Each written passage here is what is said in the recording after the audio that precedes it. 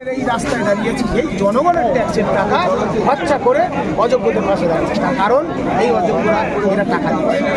আমাদের অপরাধ কি? আমরা কাউকে টাকা দিচ্ছি, আমরা কাউকে ঘুষ দিচ্ছি। এখন এদেরকে কেন বাঁচাবে? এদেরকে না বাঁচালে আম গাছে, জাম গাছে, মেজো সেজো মাঝারি বড় সবগুলোকে বাঁধবে, সাটা সাট ধোলাই দেবে। সেই শুধু নিজের গদি বাঁচানোর জন্য, নিজেদেরকে প্রতিষ্ঠা করার জন্য আমাদেরকে ঢাল করে আমাদের শেষ করে। এখন আমাদের সুপ্রিম কোর্ট রায় দিল, যারা 3রা এপ্রিল 2025 যে যারা ডিজেবল তাদেরকে age relaxation, fees selection and concession দিয়ে ফেস সিলেকশন, আর যারা not specifically found to be tainted, যারা চিহ্নিত বলে হলো না, যারা অযোগ্য চিহ্নিত হলো না, তাদেরকে শিক্ষাকর্মী সহ কেবলমাত্র এজ রিল্যাক্সেশন দিয়ে ফেস সিলেকশন। রাজ্য সরকার ভর্তি ফিকির করলো, নিজের পাপ ধুয়ে ফেলার জন্য দুর্নীতি করেছে।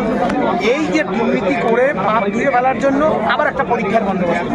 এই পরীক্ষা বেআইনি, এই পরীক্ষার নোটিশে শিক্ষকদের যারা শিক্ষকতা করছিল তাদেরকে ভাইভাতে মানে টিচিং এক্সপিরিয়েন্স দেওয়া হচ্ছে। একটাই নোটিশ, নতুন চাকরি প্রার্থীদের সাথে আমাদের গলিয়ে দিল, ঝামেলা পাকিয়ে দিল। আবারও 26 সালে ভোটের আগে ঘোলা জলে মাছ ধরার একটা চক্রান্ত করছে। এখন বলছে পরীক্ষা দাও। আমাদেরই চাকরিহারারা কেউ কেউ হতাশ হয়ে বিভ্রান্ত হয়ে পড়তে বসে গেছে। আমরা এই মিছিল দেখছি, এখানে সংগ্রামী যৌথ বিভিন্ন মঞ্চে এসেছি। আমরা সকল যোগ্যদের মুক্তির লড়াইয়ে বেরিয়েছি, কারণ উড়িষ্যা সরকার আপনাদের আগেই বলেছি 5 বছর চাকরি করার পর 55,000 অস্থায়ী কর্মীদের স্থায়ী কর্মী। আমরা 5-7 বছর যোগ্য চাকরি করলাম, আমাদের চাকরি খেয়ে নিচ্ছে মুখ্যমন্ত্রীর নেতৃত্বে। আমরা বারবার বলছি, মাননীয় মুখ্যমন্ত্রী আপনি চাকরিহারাদের সাথে আলোচনায় বসুন, সন্তান স্নেহে আলোচনা। এত দম্ভ, এত উদ্যত, কারণ আমাদের নিয়ে আমরা দাঁড়াতে ভয় পাই। আর আমরা আমাদের যদি শক্তি হয়ে থাকে মুখ্যমন্ত্রী ঘায়েল হয়ে যাবে, ওই ভয়ে পালিয়ে বেড়াচ্ছে। আজকে নাকি বীরভূম আছে, হ্যাঁ ভয়ে মুখ্যমন্ত্রী। আমরা এখানে বসলাম, রাত ভর অপেক্ষা করবো, আপনি আসুন আমাদের সাথে আলোচনায় বসুন, দেখি আপনার কত শক্ত আছে। আপনি যদি পশ্চিমবঙ্গ চালাতে না পারেন ছেড়ে দিন না, আমরা আছি তো সক্ষম। আমরা ক্ষুদিরামের দেশের মানুষ, ভগৎ সিং এর মানুষ, নেতাজি সুভাষচন্দ্র বসু, মাস্টারদা সূর্য সেন, বিনয় বাদল, দীনেশ। আমরা কি, আমরা তো পড়াশোনা করছি, না পারলে ছেড়ে দিন। আপনার মন্ত্রী মিনিস্টারগুলো চোর, সেই চোরগুলো নিয়ে আপনি সংসার করছেন। সুতরাং যোগ্য চাকরি ফিরবে। আমি আপনাদের কাছে বলছি, আমার রেকর্ডটা রেখে দেবেন। 5 বছর 7 বছর চাকরি করার পর সরকারি চাকরি যেতে পারে না। ব্রহ্মা বিষ্ণু মহেশ্বর, অসম্ভব। চন্দ্র সূর্য গ্রহতারা, পৃথিবী উল্টে যাবে। আমি বলছি সুমন বিশ্বাস যোগ্য চাকরি যেতে পারে না। দেখবেন দিনের শেষে একজনেরও যোগ্য চাকরি যাবে না। আমরা সেই জায়গায় আছি। মুখ্যমন্ত্রী এই লড়াইটাকে ভয় পাই বলে বিভিন্ন থানায় আমার নামে মামলা দিচ্ছে, বিভিন্ন থানায়। হ্যাঁ, আমার নামে উইদাউট খাড়া দিচ্ছে, আমাকে ভাতে মারবে, হাতে মারবে, পাতে মারবে, সব কিছু।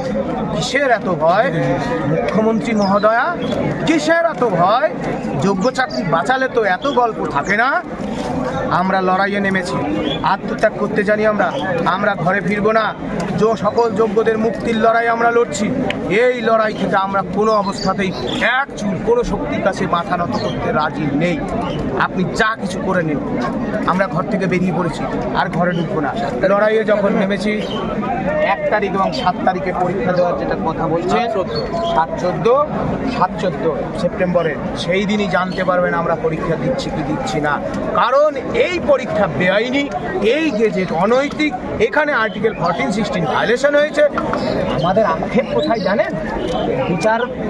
বিচারক যারা আছে সুপ্রিম কোর্টের লক্ষ লক্ষ টাকা খরচা করে আমরা বিচার পাওয়ার জন্য যাই, অথচ 30 সেকেন্ড 20 সেকেন্ড 1 মিনিটও কথা বলতে দেয় না।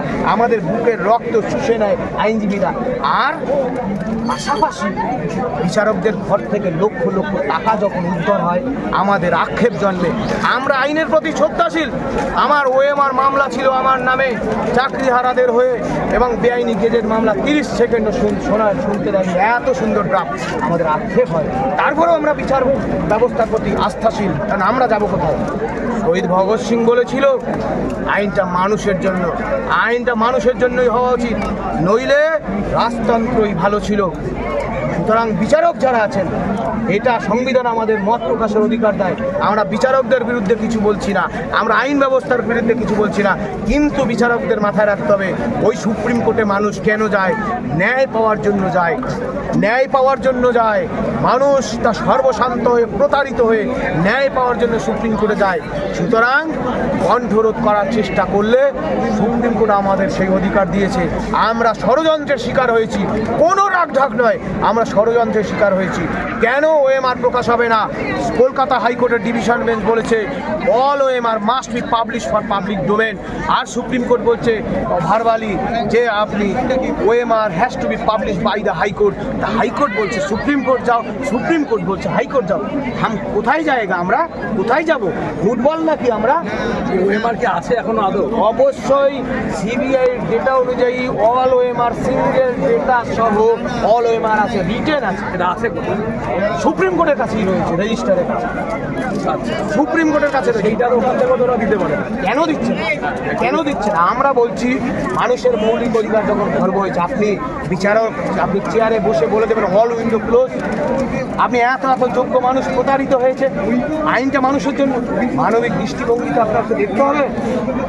মাননীয় যিনি প্রধান বিচারপতি আছেন তিনি তো বলছেন, আজকেরও একটা সাক্ষাৎকারে বলেছেন আইনজীবীরা এক সপ্তাহ সুপ্রিম কোর্টে প্র্যাকটিস করে মার্সিডিজে চাপার চেষ্টা করে, সুপ্রিম কোর্টের মাননীয় প্রধান বিচারপতি বলছেন। সুতরাং আগেরও যিনি বিচারপতি ছিলেন তিনিও বলেছেন, প্রধান বিচারপতি, যে বিচারকদের তাদের মানবিক হওয়া প্রয়োজন, মানবিক হওয়া প্রয়োজন। সুতরাং আমাদের জীবন যখন বিপন্ন, আপনি আমাদের জেল, কেস, খামারি, ফাঁসি এসব দিয়ে আমাদের উঠতে পারবেন? পারবেন না। আমরা সর্বোপরি বিচার ব্যবস্থার প্রতি অকুণ্ঠ শ্রদ্ধা। বিচার ব্যবস্থাকে মানুষ ভগবানের চোখে দেখে, আর সেই ভগবান যদি আপনাকে বিচার দিতে না পারে, মানুষ ভগবানের প্রতি আস্থা হারাবে। এই জন্য কোনো নারেটিভ নয়। এই আস্থা থেকেই বলি, আপনার কি মনে হয় যে যে চাকরির পরীক্ষা দিলে চাকরি পাওয়া যায় না, এই মানে ঠিকভাবে পড়াশোনা করে যারা তো অনেকে খাটছে, মেধাবী ছাত্রছাত্রী আছে, তারা কি, তাদের কি কোথাও আস্থার ভিত্তিতে নড়ে গেল? মানে হাইকোর্টের এরকম একটা রায়ের পরে, বা সরকারের এরকম দুর্নীতির পরে? হ্যাঁ, নড়ে গেল তো। মানুষ সরকারি চাকরির প্রতি আস্থা হারাচ্ছে। বাপরে বাপ, পৃথিবীতে শুনিনি আমরা একটা 5 বছর 7 বছর যোগ্য চাকরি করার পর সেই চাকরি যায় কি করে? অযোগ্যদের চাকরি। ধরুন একটা গ্রামে চুরি হয়েছে, চোর ধরুন, চোর ধরুন, না ধরে আমাদের ফাঁসি দিচ্ছে। একজন বিচারকের ঘরে টাকা পাওয়া গেছে, সব বিচারক চোর? চোর? তারা তো বলতে হবে সব বিচারক চোর। এটা হতে পারে? আপনি চোর ধরুন, কি বিচার আছে? কি আছে সংবিধানে? বি.আর. আম্বেদকর কি এই লিখে দিয়ে গেছে? আরে পরীক্ষা দিয়ে সবার চাকরি মিলবে না, আর মানুষ আশাহত হচ্ছে, মানুষ আস্থা হারাচ্ছে যে কোথায় পরীক্ষা দিচ্ছে আমরা, কি হবে পশ্চিমবাংলায়? মানুষ সব বাইরে চলে যাচ্ছে, অল্প বয়সে ভাবছে পড়াশুনো করার দরকার নেই, চল গিয়ে ধান পোতার কাজ করি তামিলনাড়ু, ডেইলি 2000 টাকা পাবো। আর আমরা তো সম্মানের সহিত 50,000 টাকার মতো তারও কম পেতাম। ঠিক আছে, ভোটের কাজ করতাম, এই কাজ করতাম, মিড ডে মিল, সাইকেল দেওয়া, এটা সেটা দুনিয়ার কাজ। তার মধ্যে ওগুলো তো কাজই নয়, টিচারের কাজই তো, টিচারের কাজ নয়, শিক্ষকের কাজ সন্তান স্নেহে শিক্ষাদান করা, দুর্নীতির বিরুদ্ধে লড়া শেখানো, সঠিক শিক্ষাদান করা, অঙ্ক শেখানো, বিজ্ঞান শেখানো, ইতিহাস পড়ানো, ভারতবর্ষের ইতিহাস, এগুলো শেখানো হচ্ছে শিক্ষকদের কাজ। তাদের দিয়ে এইসব কাজ করাচ্ছে, সরকারের ভোট ব্যাংকের কাজ করাচ্ছে। বুঝতে পেরেছি? এই যে পাড়ায় সমাধান হবে, দেখবেন এগুলো আমাদের দিয়ে কাজ করাচ্ছে। সরকারের যাতে ভোট ব্যাংকের কাজ হয়, এইসব কাজ, এর বিরুদ্ধে আমরা এখানে লড়াই লড়তে।